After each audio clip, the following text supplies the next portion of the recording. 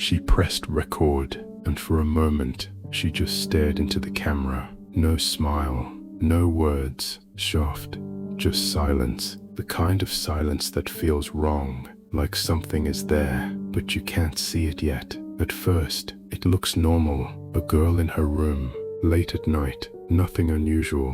But then, you notice it, not her, not what she's doing, but what's happening behind her, a shadow, barely visible, almost blending into the darkness. And the strangest part, she doesn't react. She keeps recording, as if nothing is there, as if she was completely alone. The video continues, and nothing obvious happens. No sudden movement, no scream, no sign of panic, just a normal recording that slowly starts to feel wrong. Because once you notice that shadow, you can't stop looking at it. It doesn't move much, but it's there, always in the same place, always just outside her awareness. And the longer you watch, the more uncomfortable it becomes. Because you start asking yourself one question. How long was it there before she pressed record? Emily Carter didn't seem like someone in danger. She wasn't hiding anything. She wasn't acting differently to everyone around her. She was just living her life. Classes during the day, messages late at night, plans with friends. Nothing unusual, nothing that would suggest that someone was watching her. But that night, something was different. Not in an obvious way, not something you could point to immediately. Just small details, the kind most people ignore. A door slightly open when she thought she had closed it. A sound that didn't quite belong. A feeling that something wasn't right. But like most people, she brushed it off. Because nothing like that happens until it does. Earlier that evening, everything had felt normal. She had gone out, met with friends, talked, laughed. There were photos, messages, moments that looked completely ordinary. No tension, no fear, no indication that this night would be different from any other. And that's what makes it so disturbing. Because nothing felt wrong until it was already too late. Sometime after midnight, she returned home. The streets were quiet. The kind of quiet that makes everything feel safe. Lights off in nearby houses. No movement outside. Just another peaceful night. Or at least, that's how it seemed. She locked the door. Or at least, she thought she did. She checked her phone. Responded to a few messages. Scrolled for a while. Normal things. Routine. The kind of routine that makes you feel secure. And then, she started recording. Not for anyone specific. Not for a reason anyone could explain. Just a short video. A few seconds. Something that should have meant nothing. But that video would become the most important piece of evidence. Because it captured something no one was supposed to see.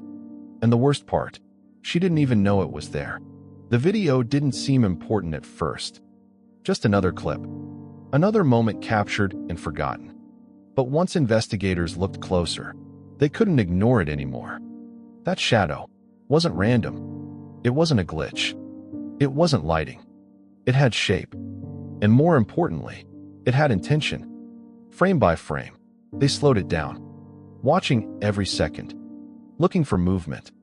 And then they saw it. A shift. Small. Almost invisible. But enough. Enough to confirm someone was there.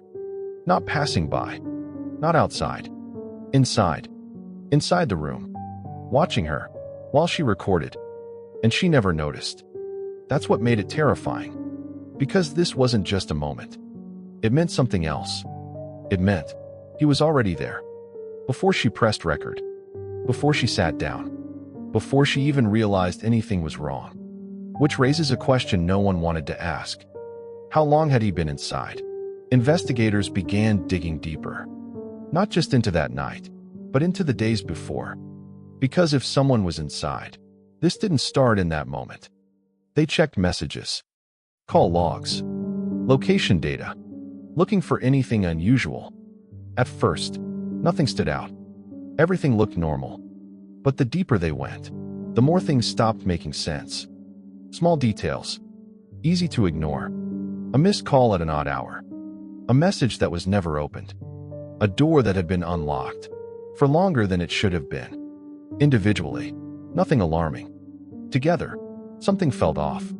And then came something even worse. There had been signs. Subtle, almost invisible, but they were there. And no one noticed them until it was too late. Whoever was inside was careful, not reckless, not rushed. This wasn't chaos. This was control. He knew when to move, when to stay still.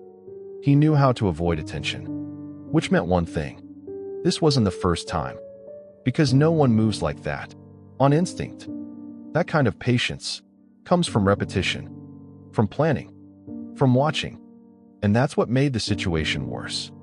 Because if he was watching, then he knew everything. He knew the layout, the routine, the moments when she felt safe. And that's exactly what he used. Not force, not noise, just timing. The timeline became clearer, piece by piece. But one part remained the most disturbing. The video. Because it proved something undeniable. He was already there, before anything happened. Not breaking in, not entering, already inside. And that changes everything. Because it means this didn't start that night. It started long before. And no one saw it coming. Not her. Not her friends. Not anyone. Because everything looked normal. And that's exactly what made it so dangerous. People often think danger is obvious. That you can see it coming. That something will feel wrong. But in cases like this, it doesn't. Everything feels normal. Safe. Predictable. Until suddenly, it isn't. And by the time you realize, it's already too late. That's what stayed with investigators. Not just what happened, but how easily it happened. How quietly. How unnoticed. Because sometimes, the scariest part isn't the moment itself. It's everything that led up to it. All the signs that no one saw. Even now, people still go back to that video, watching it again and again, trying to understand, trying to see something they missed. Because the answer might be there, hidden in plain sight.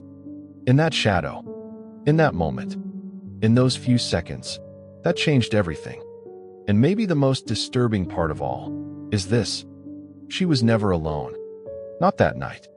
Not even before it. And she had no idea. Until it was already over.